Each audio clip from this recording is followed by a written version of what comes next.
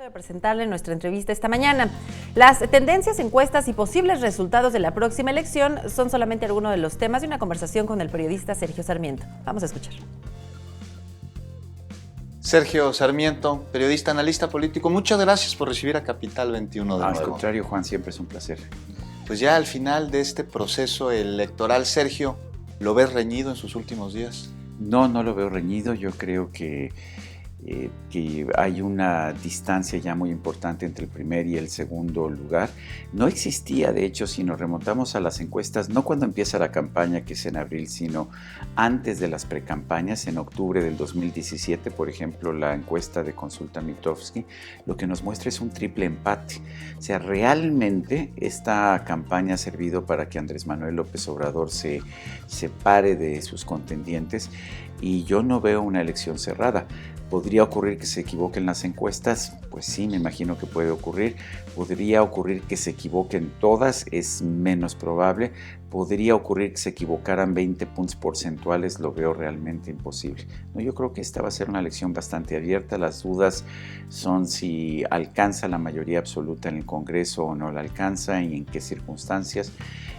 En los estados también veo que Morena está ganando estados que nunca hubiera uno sospechado que podrían irse para Morena, y luego vemos ya la situación peleada en muy pocos estados, peleada en Yucatán, quizás en Guanajuato sí hay una ventaja de la alianza de Por México al frente, pero en lo demás me parece que Morena está dominando. En la Ciudad de México tampoco ves una pelea. No, porque yo sí le creo a las encuestas. Creo que Claudia Sheinbaum está muy adelante y no veo realmente ningún peligro, a menos que realmente hubiera habido tanto miedo que la gente no se hubiera atrevido a expresar sus opiniones a los encuestadores, pero veo también una distancia muy fuerte. Sergio, los indecisos, los mencionas, ¿no pueden ser el día de la elección, de acuerdo a tu opinión, determinantes? Pueden cambiar, pero no es lo que nos dice la experiencia. Estamos viendo entre 15 y 25% de indecisos dependiendo de la encuesta. Lo que nos dice la experiencia es que la mayoría de los indecisos o no van a votar. Vamos a tener una abstención de un 40% superior a los indecisos, y también lo que nos dice la experiencia es que en todo caso los indecisos no inciden sobre el resultado final, porque los que sí se deciden usualmente se deciden en los mismos porcentajes. Es lo que nos dice la experiencia, aunque también vale la pena señalar que hay encuestas que se han equivocado. Ha habido elecciones en que las encuestas se han equivocado de forma muy fuerte, pero pues las encuestas siguen teniendo razón en el 80-90% de los casos. ¿Cuál es el principal reto que ves, Sergio, en quien gane la próxima elección a presidente de la República?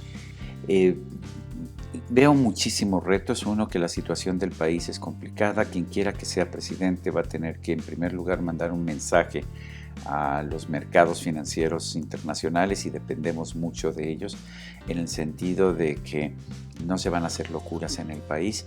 Claramente José Antonio Meade hubiera sido el mejor posicionado para mandar ese mensaje, pues ahora seguramente le tocará a otro, pero ese es un mensaje muy importante siempre que se gana una elección en México, que se sepa que no se van a cometer locuras, que no se va a disparar el gasto público, que no va a haber expropiaciones, que no va a haber un gobierno que pudiera aproximarse al que tenemos en Venezuela en estos momentos. ¿Y cuál debe ser el papel de aquellos candidatos que no ganan? Yo creo que todo país en una democracia necesita una oposición sensata, que sepa trabajar con quien quiera que sea presidente, pero que defienda sus puntos de vista y que defienda sobre todo sus principios. Quien quiera que encabece la oposición, o en fin, va a haber dos grupos importantes en la oposición, o quizás más. Yo creo que uno va a estar formado por el PAN en principio, otro va a estar formado por el PRI. Yo creo que los perredistas tarde o temprano van a gravitar todos en torno a Andrés Manuel López Obrador. Es cuestión de tiempo y lo hemos visto en los últimos días. Amalia García, por ejemplo, dejando el PRD a unos días de la elección, pero además diciendo que lo está haciendo porque el PRD postuló a Ricardo Anaya, como si esto acabara de ocurrir, o sea, como si nunca se hubiera dado cuenta quién era el candidato de su partido.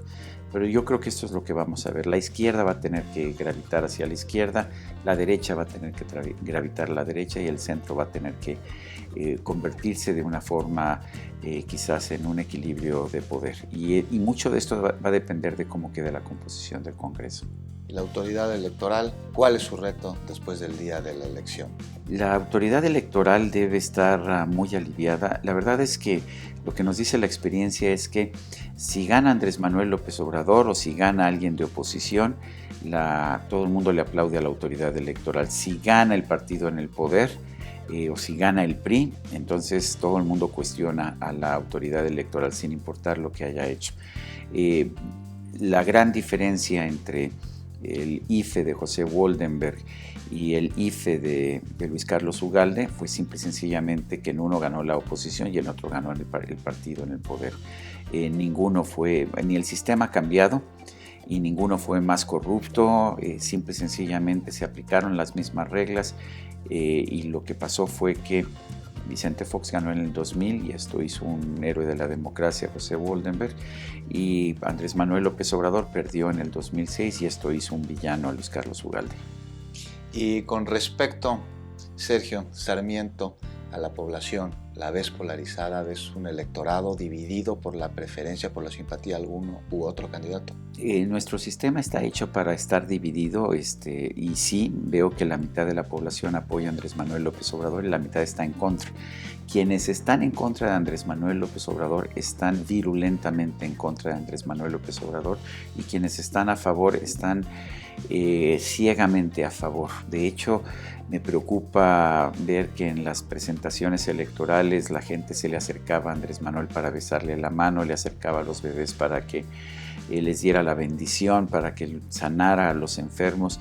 Ese tipo de actitud me inquieta como demócrata y como persona no religiosa. Pero así está nuestro país y en nuestro país mucha gente está viendo en Andrés Manuel López Obrador una esperanza. El problema está en que es muy fácil hacer campaña, gobiernas en poesía, haces campaña en poesía, como decía Mario Cuomo, pero gobiernas en prosa. Y va a llegar un momento en que el nuevo presidente de la República, quien sea, va a tener que olvidarse de todas estas promesas que escuchamos.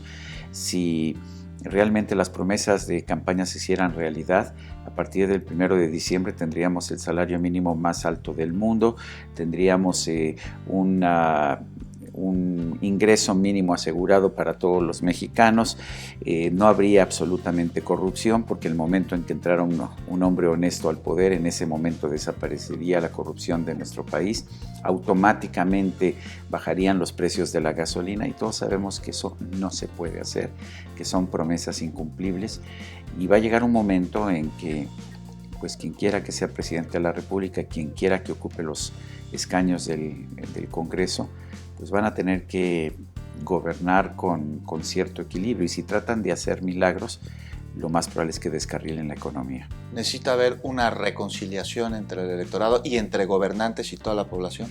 Siempre tiene que haber un proceso de cicatrización, eso es algo que nos enseña la democracia. ¿Por qué tenemos la democracia, Juan? Porque todos pensamos distinto, tú tienes una ideología, yo tengo otra ideología y sin embargo tenemos que ponernos de acuerdo para ver quién va a gobernar el país y cuando estamos eligiendo pues nos peleamos como en un partido de fútbol, pero a final de cuentas a partir del 1 de diciembre alguien tiene que gobernar y alguien tiene que tomar medidas. Y es muy importante para el nuevo presidente el acercarse a los distintos grupos del país. Eso es absolutamente indispensable y particularmente a los empresarios. Sergio Sarmiento, muchas gracias por recibir a Capital 21. Para mí es un placer, gracias.